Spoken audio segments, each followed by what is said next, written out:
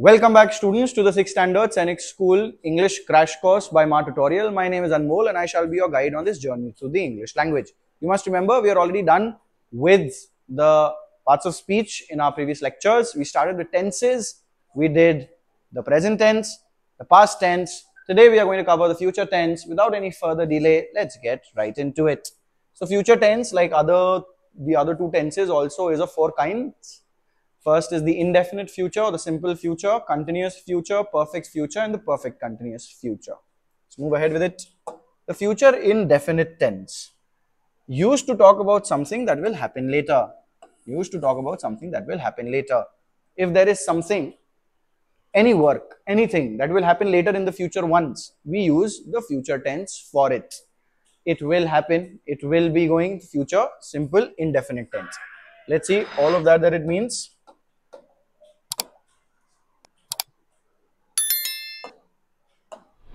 First of all, we'll go to the affirmative structure. The subject plus will plus first form of the verb plus object. For example, I will play cricket. We will play cricket. You will play cricket. She will play cricket. He will play cricket. It will play cricket. They will play cricket. It will stay the same for all of those pronouns. I, we, you, she, he, it, they. Will play cricket, will play cricket, will play cricket. Same for all of them. Let's move on to the negative structure for it. Negative structure is very simple. All you have to add is not after will. Subject plus will plus not plus first form of the verb plus object. I, we, you, she, he, it, they will not play cricket. Would we? Will not play cricket. So they are saying no to playing cricket. Now question. How will the question be asked? Again, remember, to make it an interrogative structure, all we do is use the interrogative, put the auxiliary before the subject. What do? We put the auxiliary before the subject. The first auxiliary will come before the subject. Then the first form of the verb V1, then object. Or we can begin with the WH word to make it a more complex question. Instead of just saying, will you play cricket? Yes or no? Where will you play cricket? When will you play cricket? Why will you play cricket? With whom will you play cricket, or who will you play cricket with? Example, will I play cricket? Yes or no? Or we can add, why will I play cricket? When will I play cricket? Etc. And to make it a negative, all you need to do is add a not after the subject, between the subject and the main verb. So here, if you add a not, it will be pretty much the same thing. Will I not play cricket? Will you not play cricket? Will she not play cricket? Will he not play cricket? Etc. Etc. Etc. These are the 3 structures for the future indefinite tense. Let's move on to the future continuous tense now. Future continuous tense, again, as continuous tense talks about things that are happening, were happening, or will be happening. The continuation of an action is shown by the continuous tense. So, used to talk about actions that will be going on at some later time. Later time they will be going on. See, this is also the future tense, will be going. Will plus be plus ing form of the verb. So in the definition of the verb tense, you have to use that tense as well. You will see that, you will notice that. Let's move on to the future continuous tense, affirmative structure. First of all is subject plus will be plus ing form of the verb plus object. I will be playing, you will be playing, we will be playing, she will be playing, he will be playing, it will be playing, they will be playing, all of that. Will be playing cricket, will be playing cricket. Will be, करेंगे ऐसा, will be playing cricket.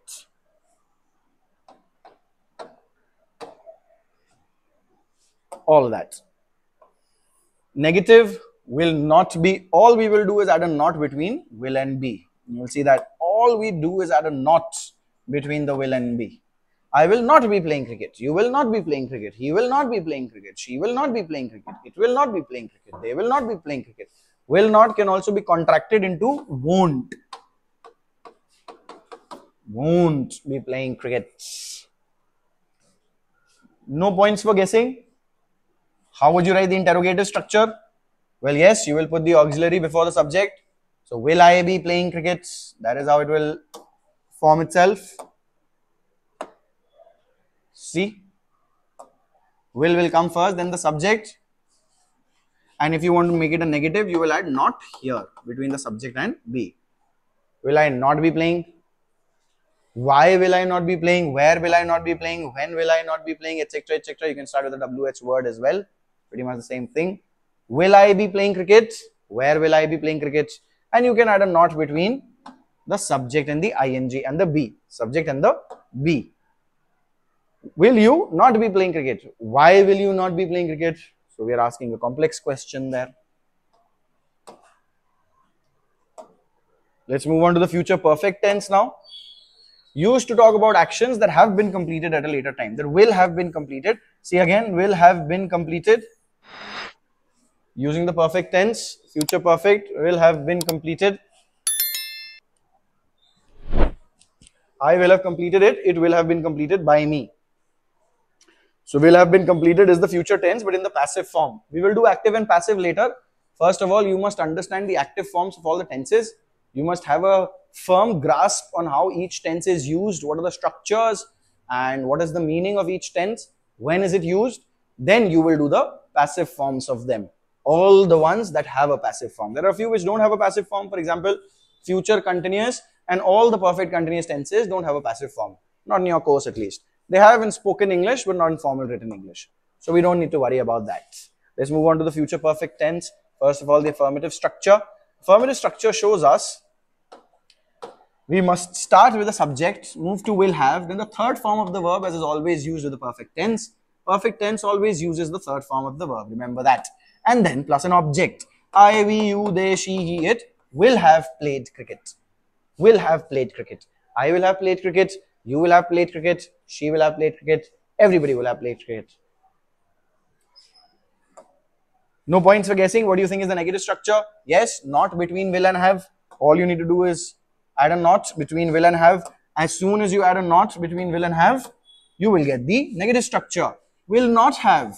I will not have played cricket. You will not have played cricket. She will not have played cricket. They will not have played cricket. He will not have played cricket. It will not have played cricket, etc. etc. etc. Now, to give an interrogative structure, all you need to do is put the auxiliary before the subject. Will I have played cricket? Will she have played cricket? Will they have played cricket? Etc. etc. etc. So we will look at it once. The interrogative structure, see, will, then the subject, then have, then third form of the verb, then object. Or you can start with the WH words as with all other interrogatives to make it a more complicated situation, a complex situation.